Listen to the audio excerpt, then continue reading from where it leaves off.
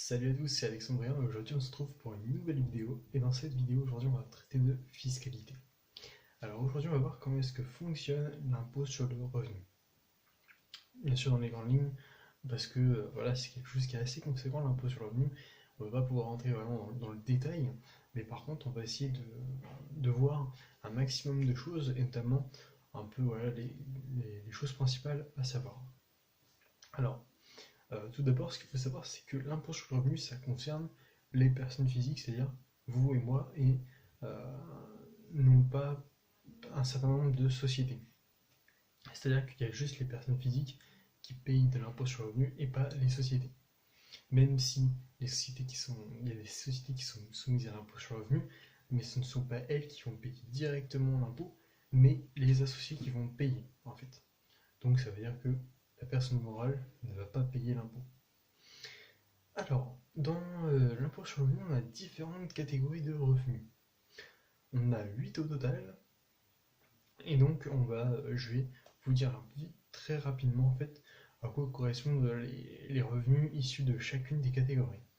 Alors tout d'abord, on a la catégorie des traitements et salaires, et donc bon, ça, comme c'est indiqué dans son nom, c'est globalement les salaires, les traitements pour ce qui concerne notamment les fonctionnaires, mais également tout ce qui est pension alimentaire, voilà, pension de reversion, et tout ce qui est donc pension qui sont touchées par les personnes.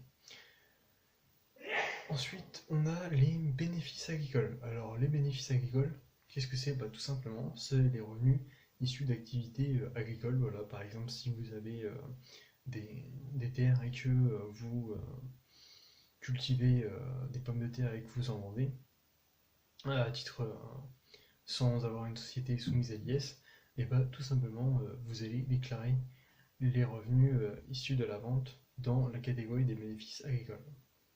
Ensuite, on a les BNC, donc bénéfices non commerciaux.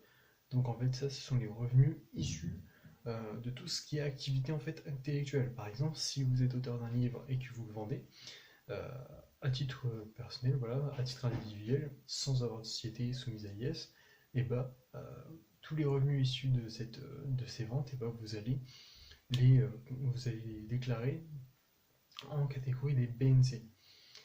C'est pareil pour tout ce qui est profession libérale exercée en tant qu'entrepreneur individuel, par exemple, vous allez donc déclarer ces revenus en BNC. Ensuite, la quatrième catégorie, on a les BIC, donc les bénéfices industriels et commerciaux.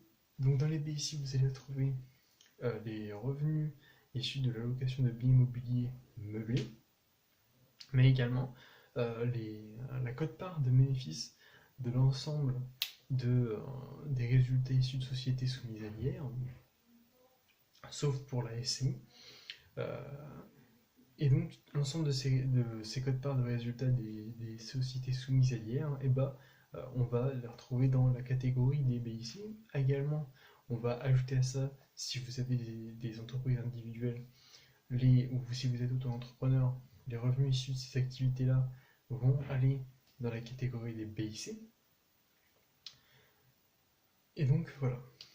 Ensuite, on a comme cinquième catégorie les rémunérations des dirigeants. Donc en fait, ce sont juste donc les rémunérations qui sont versées aux dirigeants. Et donc, tout simplement, ça va fonctionner comme l'impôt, comme pour les traitements et salaires. La seule chose, c'est juste la dénomination en fait. Comment est-ce qu'on va appeler donc cette catégorie de revenus, tout simplement. Ensuite, la septième catégorie, c'est les RCM, donc les revenus de capitaux immobiliers. Donc en fait, qu'est-ce que ça va être ça? Ça va être par exemple ce que vous avez touché de placement, donc tels que les dividendes, les intérêts de placement, des jetons de présence qui sont perçus par les administrateurs, donc c'est-à-dire les membres du conseil d'administration, mais également les membres du conseil de surveillance dans les sociétés anonymes. Et donc dans ces revenus, vous allez retrouver donc ces différents types de revenus, mais également les revenus, les charges qui sont non déductibles dans les sociétés soumises à l'IR.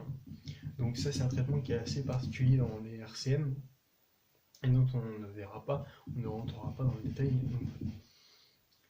Et de la dernière catégorie, c'est les plus-values. Donc dans les plus-values, vous allez retrouver les plus-values faites sur biens immobiliers et les plus-values faites sur des biens mobiliers, tout simplement. Mais également aussi sur par exemple sur des placements tels que des actions ou des obligations, ou même des parts d'OPCVM ou de FCP. Donc ça, c'était pour les catégories de revenus, les différentes catégories de revenus. Alors, ce qu'il faut savoir, c'est que l'impôt sur le revenu, c'est un impôt qui a un taux progressif. Donc qu'est-ce que ça veut dire? C'est-à-dire que plus vous avez des hauts revenus, et plus vous allez avoir un taux d'imposition qui va être élevé. C'est un taux progressif, mais donc ça veut dire qu'il y a des tranches. Et donc à chaque tranche, le taux d'imposition augmente. Et donc, en fait, votre impôt, vos revenus vont être imposés à différents taux, en fait, selon votre niveau de revenu. Donc, comme je le disais, l'impôt sur le revenu, c'est un taux qui fonctionne par tranche. Et donc, on a différentes tranches qui vont de 0 à 45% en taux d'imposition, et avec certains seuils. Donc, on va voir tout de suite quels sont les seuils de ces tranches. Alors, on a une première tranche qui va de 0 à un peu plus de 9 900 euros. Et donc, cette tranche-là, c'est à 0%. C'est-à-dire que les revenus compris entre 0 et 9 900 euros ne sont pas imposés, tout simplement. Ensuite, on a notre deuxième tranche qui est au taux de 14%. Et donc, les revenus compris entre 9 900 euros et un peu plus de 27 000 euros sont imposés donc à ce taux-là. Ensuite, la troisième tranche, c'est la tranche à 30%, et donc les revenus qui sont compris entre 27 000 euros et 71 000 euros sont imposés à 30%.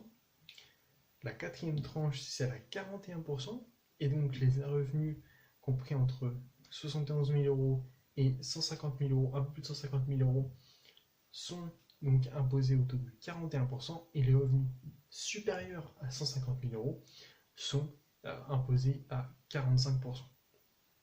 Alors en fait, ça veut dire que si vous gagnez 200 000 euros, et vous aurez chacune de vos parties de revenus seront imposées à des taux différents. Les 9 900 premiers euros seront imposés à 0, de 9 900 à 27 000 euros à 14%, de 27 000 à 71 000 euros à 30%, de 71 000 à 50 000 euros à 41%, et de 150 000 à 200 000 euros, vous serez imposé à 45%. Donc, en fait, connaître cette TMI, c'est intéressant, étant donné qu'à chaque nouveau revenu qui vont venir s'ajouter, et ben en fait, l'euro gagné supplémentaire sera imposé à ce taux dans lequel vous êtes. C'est-à-dire, par exemple, quelqu'un qui gagne 60 000 euros, s'il gagne 1 euro de plus, et ben cet euro de plus sera imposé à 30%. Alors qu'il y a s'il gagne 15 000 euros, et ben s'il gagne 1 euro de plus, il sera imposé à 14%. Donc c'est intéressant étant donné que lorsque vous allez, par exemple, lorsque vous investissez dans l'immobilier, eh ben, ça va être intéressant de connaître votre TMI, parce que tout simplement, si vous la connaissez, vous pouvez calculer l'impôt que vous allez payer donc sur les revenus issus de votre bien immobilier, et donc c'est beaucoup plus simple pour savoir si votre bien le potentiel bien que vous souhaitez acheter va vous générer ou pas du cash flow, c'est-à-dire en gros un excédent de trésorerie. Donc ça c'est pour la TMI. Donc en fait, une fois que vous avez trouvé votre TMI, et bah souvent d'une année à l'autre, elle va pas changer, sauf si vos revenus sont croissants, tout simplement. Mais donc, vu que maintenant vous savez comment est-ce que vous allez trouver votre TMI, et ben c'est plus simple pour anticiper, et également connaître cette TMI, ça sera également avantageux lorsque vous allez avoir une société et que vous allez vous dire est-ce que je la mets à l'IR ou est-ce que je la mets à l'IS. Après, à savoir que toutes les sociétés ne peuvent pas rester à l'IR. Toutes les sociétés ne peuvent pas être soumises. À savoir que par contre, toutes les sociétés ne peuvent pas toutes être soumises à l'IR, ou tout du moins pendant une longue période. Alors également, ce qui va jouer en fait sur votre imposition et un dispositif qui est assez avantageux quand même en France, ça va être les parts. Étant donné que voilà, lorsqu'on va vouloir calculer notre impôt, et ben, on va prendre en compte des parts qui vont être accordées. En fait, ça veut dire que en fait, notre revenu, on va avoir donc un calcul avec des parts. Et ces parts-là, c'est selon le nombre de personnes qui sont dans le foyer fiscal. Alors, prenons un exemple. Si on a un couple avec 2 enfants, et bah, si ce couple est marié, et bah, en fait, déjà, il y aura 2 parts. C'est-à-dire une part pour le conjoint 1 et une part pour le conjoint 2. Donc ça veut dire déjà 2 parts. Ensuite, savoir que les enfants offrent également des parts. Donc 0,5 pour le premier et 0,5 pour le deuxième, et une part pour le troisième et chaque enfant de plus. En fait, ça veut dire que du coup, votre impôt va être diminué, étant donné que, entre guillemets, votre revenu, votre revenu imposable va être divisé, entre guillemets. Même si le calcul est plus complexe que ça, mais vous allez donc avoir des économies d'impôt grâce à ces parts, étant donné que du coup, bah, on vous impose sur un revenu inférieur.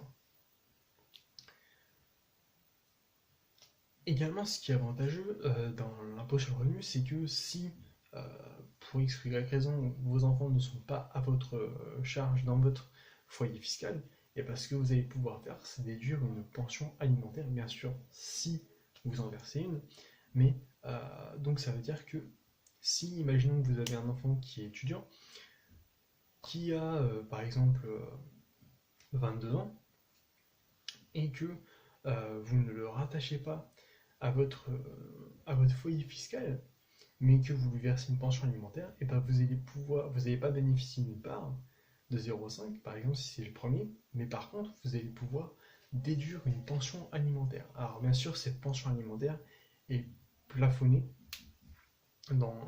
pour la déduction bien sûr, un peu plus de 5400 euros, sachant que ce montant change tous les ans. Mais donc ça veut dire que ça va être intéressant.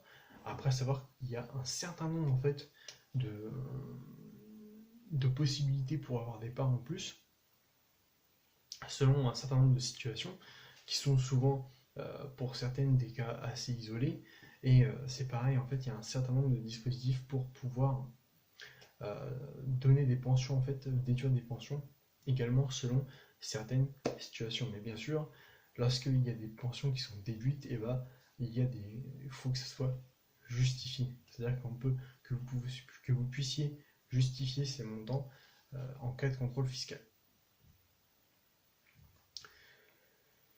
Donc cette vidéo sur le fonctionnement de l'impôt sur le revenu touche à sa fin. J'espère que vous avez appris des choses. Si vous avez des questions sur l'impôt sur le revenu ou sur la fiscalité en général, je vous invite à les poser en commentaire.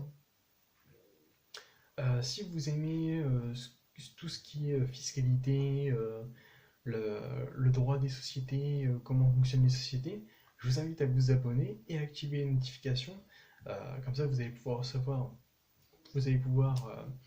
quand est-ce que je sors des vidéos, et comme ça, vous allez pouvoir suivre mon contenu. Salut!